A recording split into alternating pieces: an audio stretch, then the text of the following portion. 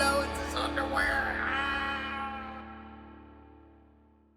All right, folks, I'm Cole Powell, musician by day, film nerd by night, and in honor of America's 250th birthday, on today's episode, I'm going to be counting down 10 of the best movies to watch for the 4th of July. Before we get into it, be sure to like, subscribe, comment, click the bell for notifications, follow whatever else you got to do on whatever platform you're listening or watching to this on so you can keep up with and support the podcast. Also, consider supports on Patreon for early access to episodes like these and full-length movie reactions. Up first, at number 10, Air Force One. Harrison Ford ends his 20-year action star run with a bang, starring as an American president trapped 30,000 feet in the air by Russian rebels. But don't worry, Ford's Prez is a Vietnam vet who doesn't negotiate with terrorists, so he soon begins taking them out one by one. It's essentially Die Hard, but John McClane is the president on a plane, and Sirius Black replaces Severus Snape as the villain, or something like that. It may not have broken any new genre ground upon release, but it hits the requisite adrenaline beats. And seriously, is there anything in cinema more American than a president personally shooting it out with the Russians? Speaking of Die Hard, number 9, Live Free or Die Hard. Bruce Willis returns as tough-as-nails cop John McClane in one of the few legacy sequels that justifies his existence. It's a new century, and with assistance from Justin Long's computer nerd character, McClane must contend with domestic tech terrorists attempting to plunge America into a new dark age over the 4th of July weekend. It's not your dad's, or I guess at this point your grandpa's Die Hard, but it's a solid action flick that has no business being as good as it is. Number 8, The Undefeated. In this criminally underrated late-stage John Wayne Western, the Duke stars as an ex-Union colonel leading his former regiment on a horse drive just after the Civil War. Meanwhile, Rock Hudson plays an ex-Confederate colonel leading his men and their families on a trek to start a new life in Mexico. When the two groups meet, tensions run high, but the film's ultimate message echoes the sentiment that dominated American thought for the first 100 years following the war.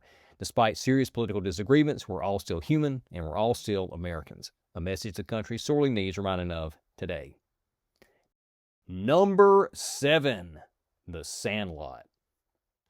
In 1962 suburbia, a group of youth spend the summer playing baseball in a vacant lot, losing a priceless Babe Ruth autographed baseball to a giant junkyard dog in the process.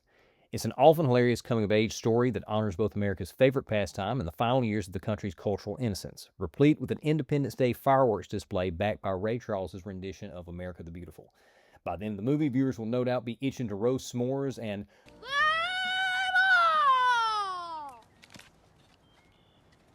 Number 6, National Treasure. To save the Declaration of Independence, Nicolas Cage must steal the Declaration of Independence, of course.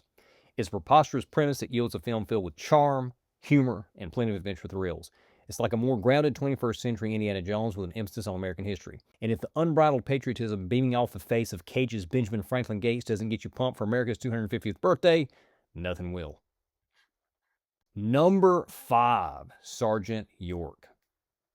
The most serious entry on the list so far is also the oldest, a classic film about a genuine American hero starring a genuine American silver screen legend.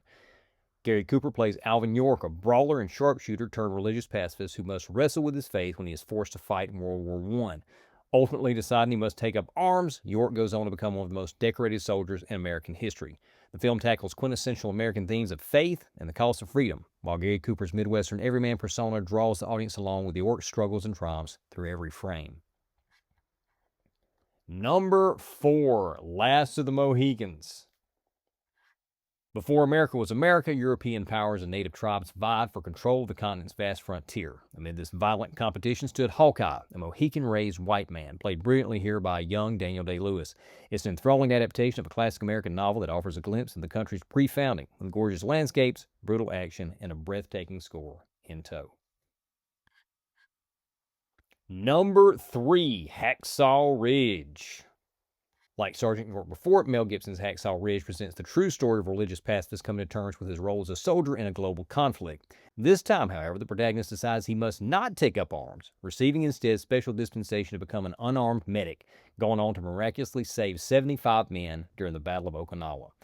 Its visceral battle scenes may be some of the most gruesome and realistic ever put on film, but they're far from gratuitous, providing visual juxtaposition to protagonist Desmond Doss's inhuman strength and courage to save, all granted to him through his faith.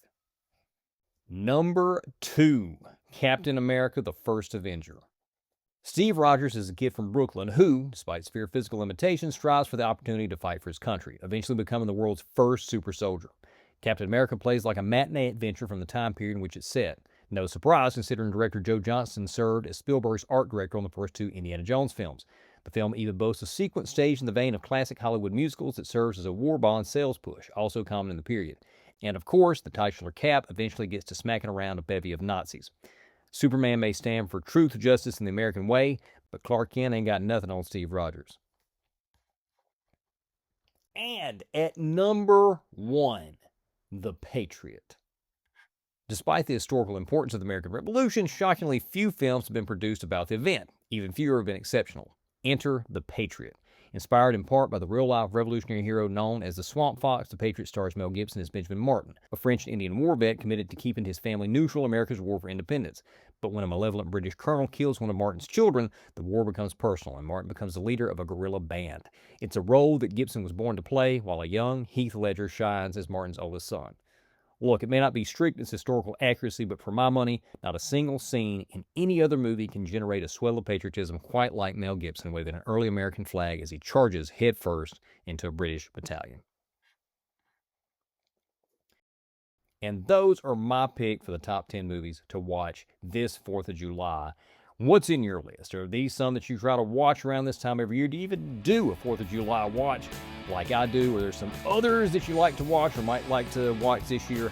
Let us know in the comments. Hope everybody watching this to celebrate the 4th of July has a great weekend, and we'll see you next time.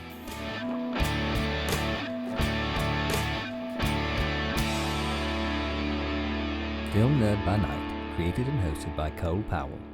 Theme, Beautiful Now, written and performed by Cole Powell, a Randomine Records production. Section 107 of U.S. copyright law allows for the fair use of copyrighted material for purposes such as criticism, comment, news reporting, teaching, parody, or research.